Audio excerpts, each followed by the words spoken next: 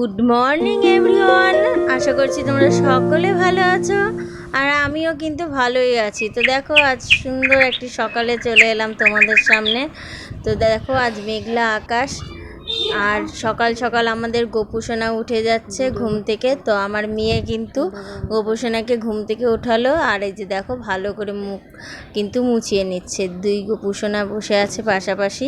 তো ওদেরকে এখন সেবাটা দিয়ে দিবে সকালে, মানে 3 বেলা তো দেওয়ার নিয়ম। তো তার জন্য মেয়ে আজ গোপুসোনাদের সেবা দিয়ে দিচ্ছে সকালবেলায়।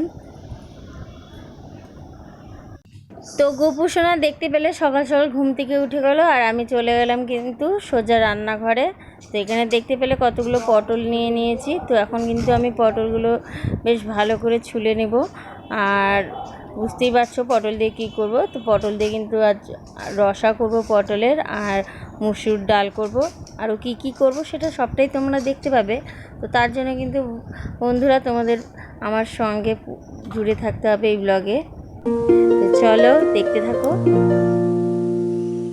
তো সকালে আজ এই দিয়েই সবাই খেয়ে নেবে, আর দুপুরে কি হবে সেটাও তোমরা দেখতে পাবে। তো দুপুরে কিন্তু বাজার একটু পরেই চলে আসবে, আর কি বাজার আসবে সেটাও তোমাদের সাথে শেয়ার করব।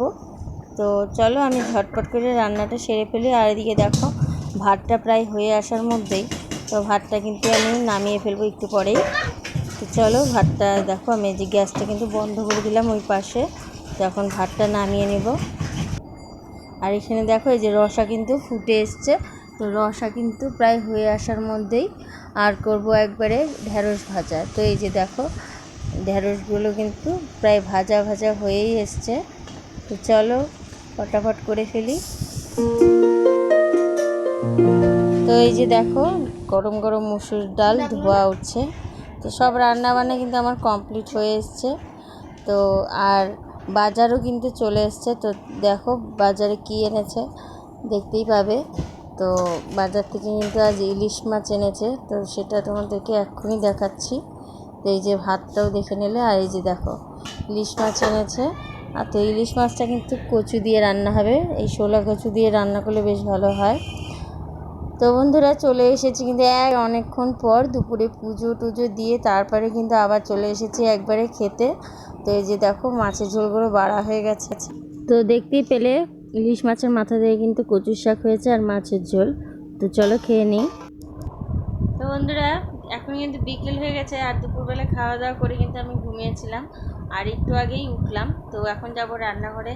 তো রান্নাঘরে গিয়ে কিন্তু আমি চা করব শ্বশুরমশাইয়ের জন্য। তবে আমি চা খাই না খুব একটা, তো লাল চা করব। তো লাল চা করে দিয়ে তারপরে কিন্তু আমি সন্ধ্যা দিতে যাব। তো আরও অনেক কিছুই হবে রান্নাঘরে, তো সেটাও দেখতে পাবে। রান্নাঘরে আজ একটা নিত্য নতুন রেসিপি বলতে পারো, তো সেটাও তোমরা দেখতে পাবে। তো চলো তার জন্য কিন্তু ভিডিওটার সাথে তোমাদের সঙ্গে থাকতে হবে বন্ধুরা। তো চলো দেখতে থাকো ব্লগটা। তো দুপুরে খাওয়া দাওয়া করে ঘুমিয়েছিলাম। তো এখন কিন্তু বিকেল হয়ে গেছে, আর বিকেলবেলা দেখো চা করে ফেলেছি শ্বশুরমশাইয়ের জন্য।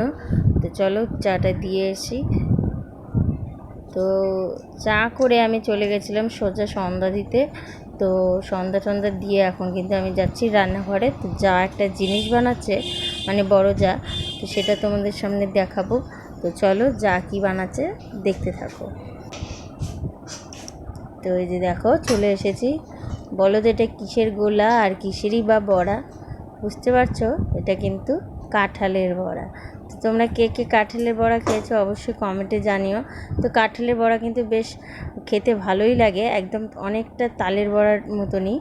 তো তোমরা কে কে খাওনি তো একবার করে দেখতে পারো, আমাদের কাছে কিন্তু খুব ভালোই লাগে। আর এখানে দেখতে পাচ্ছ এক হাঁড়ি আমগোলা। তো বড়ার ঝামেলা হয়ে গেছে, অনেকক্ষণ আগেই বড়ার সব কমপ্লিট হয়ে গেছে। আর আমি করছি রাতের জন্য সোয়াবিন। তো রাতে সোয়াবিন দিয়ে সবাই খাবে, তো কেউ রুটি দিয়ে খাবে, কেউ আবার ভাত খাবে, তার জন্য সোয়াবিনটা করছি। তো চলো সোয়াবিনটা কিন্তু আমি হালকা করে ভেজে নিচ্ছি।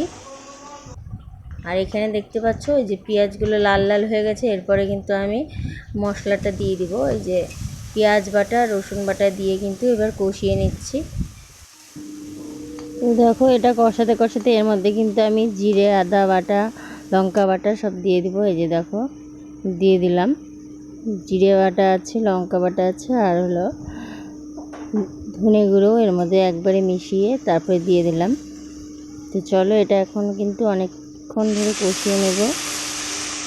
তো এই যে দেখো এই কষানো মশলার মধ্যে কিন্তু আমি সব আলু ভেজে রাখা, সয়াবিন ভেজে রাখা সব কিন্তু দিয়ে দিলাম।